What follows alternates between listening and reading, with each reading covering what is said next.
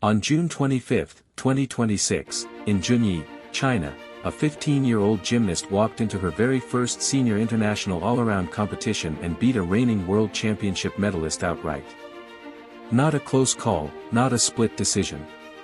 She won by 0.633 points, a genuinely enormous margin at this level, in her senior debut season, against a teammate who'd won a world bronze medal on that very event just 8 months earlier, at the 2025 World Championships in Jakarta, and who'd also won the World Balance Beam title outright that same week. Her name is Ke Qinqin.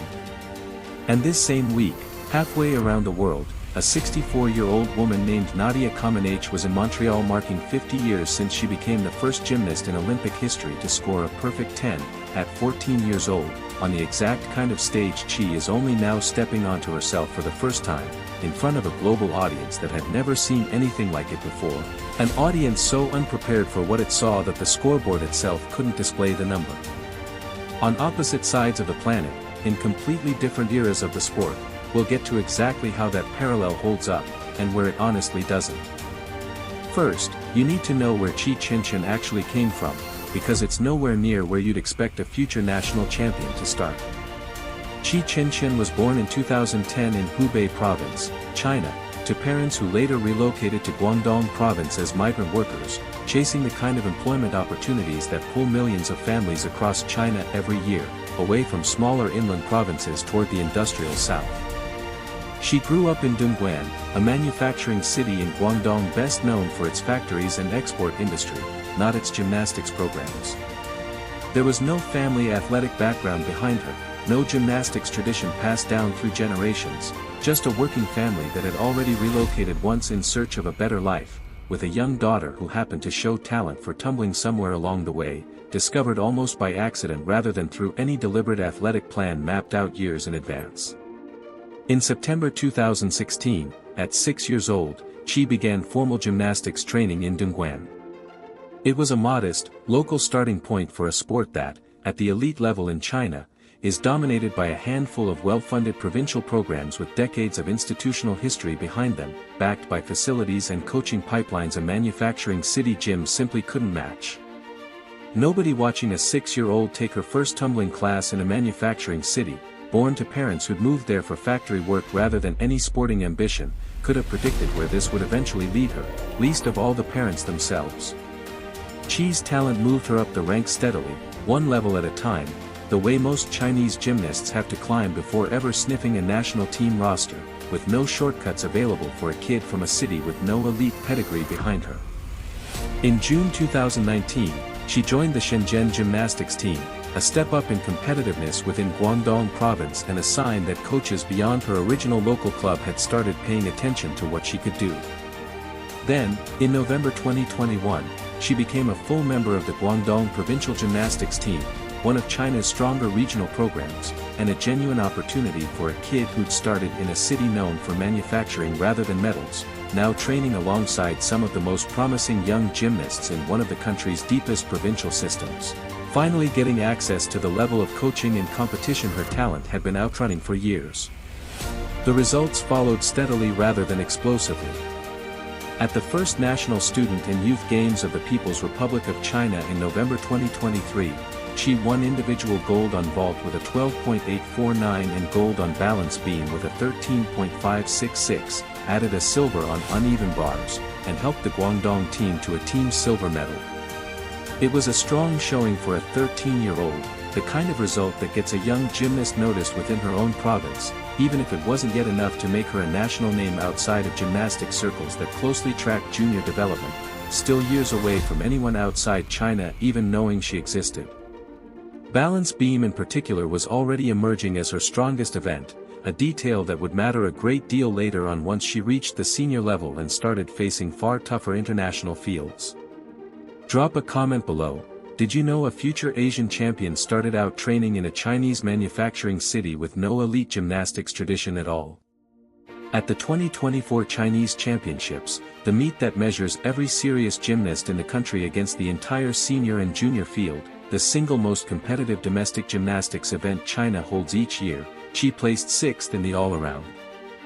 It's a perfectly respectable finish for a 14-year-old competing against China's deepest pool of gymnastic talent drawn from every province with an elite program in the country, but it's not the kind of result that puts a gymnast on anyone's radar as a future champion. Sixth place in a country with as much depth as China's national program is the kind of finish that gets filed away and mostly forgotten, one name among dozens of promising juniors competing for a handful of senior spots that wouldn't open up for years, if ever, for most of the gymnasts finishing in that range.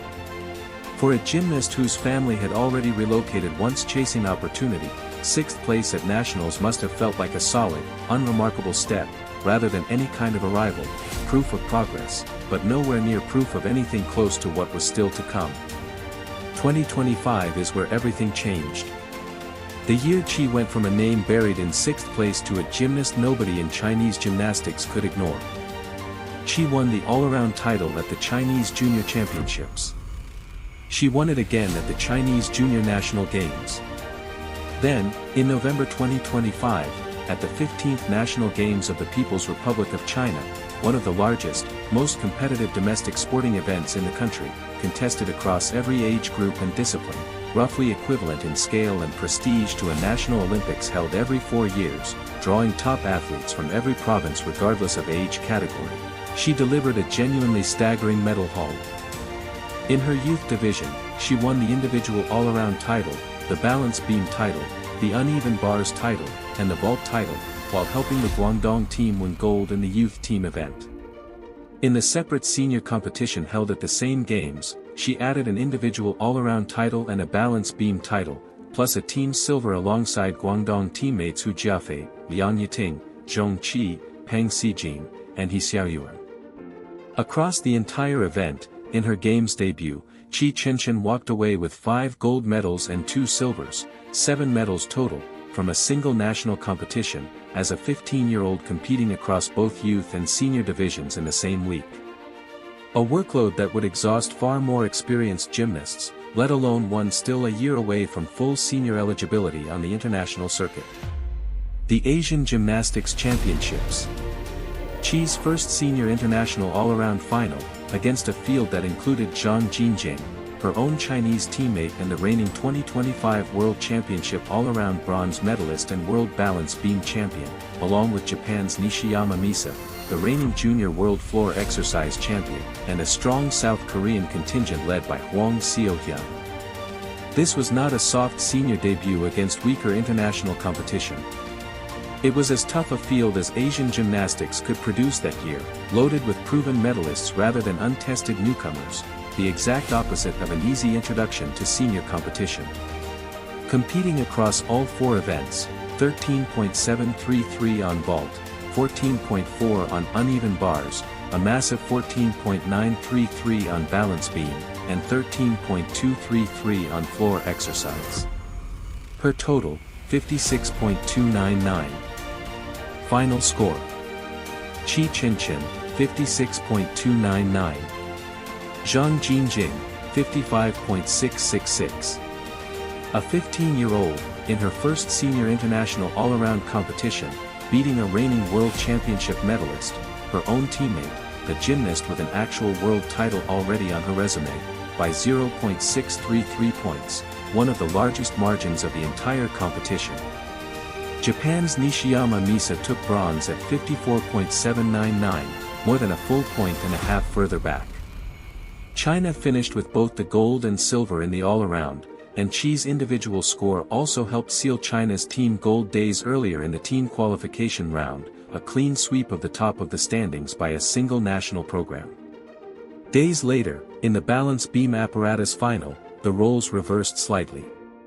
Zhang Jinjing claimed gold with a 15.266, while Qi took silver with a 15.1, still a massive score, ahead of South Korea's Hwang Seo-hyun in third at 14.733. It's worth noting, honestly, Qi didn't sweep everything that week. She lost the beam final to the exact gymnast she'd beaten in the all-around days earlier, a reminder that this was a genuine rivalry within the same team, not a one-sided coronation. Zhang Jinjing, gracious in victory on her own event, said afterward that the whole team had delivered solid performances and that the young athletes had made remarkable progress, adding that she herself had improved her body control and mental adjustment compared with the previous year.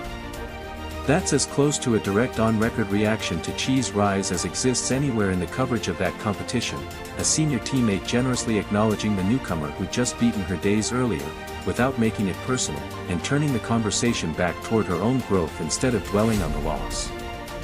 What's real and worth sitting with, honestly, is the parallel itself. Comaneci was 14 years old when she looked up at an Olympic scoreboard in Montreal and saw 1.00, a technical glitch, because the board had never been built to display a perfect score, since nobody who designed it believed a 10 was possible. She said in past interviews that she didn't fully grasp the impact of that moment until years later, and that meeting people it inspired decades on still moves her deeply, even 50 years afterward, a reaction that reportedly still surprises even her at this point in her life. Ke Qinqin is 15, sitting at the very start of her own senior career, having just beaten a reigning world medalist in her first attempt at this level. Nobody is claiming she's already Comaneci's equal. That would be a wildly premature claim for a gymnast 18 months into senior competition, with a career that could still go in any direction from here. What's fair to say is that both stories start the exact same way, a very young teenager stepping onto a stage built for adults, and performing like the age gap simply didn't exist. Chi's own next targets are already public. Continued senior international competition through the rest of 2026, with an eye on the World Championships, and eventually Los Angeles 2028, where she'd arrive as a 20-year-old rather than a 15-year-old debutante, with a world-level scalp already on her resume and a national title to match. A migrant worker's daughter from a manufacturing city, who was sixth at her own country's nationals just 2 years ago, is now the reigning national all-around champion and a senior international medalist, beating former world medalists in her first attempt. Whether that trajectory holds all the way to Los Angeles is a question nobody can answer yet, least of all a 15-year-old still adjusting to life as a senior competitor, still learning how to handle the expectations that come with beating a world medalist in her very first try. Does Ke Qinqin turn this senior breakout into an Olympic run in Los Angeles? Drop your prediction in the comments. I read every single one. If this story hit you the way it hit me, hit subscribe, because with LA 2028 on the horizon, Ke Qinqin's story is only just getting started.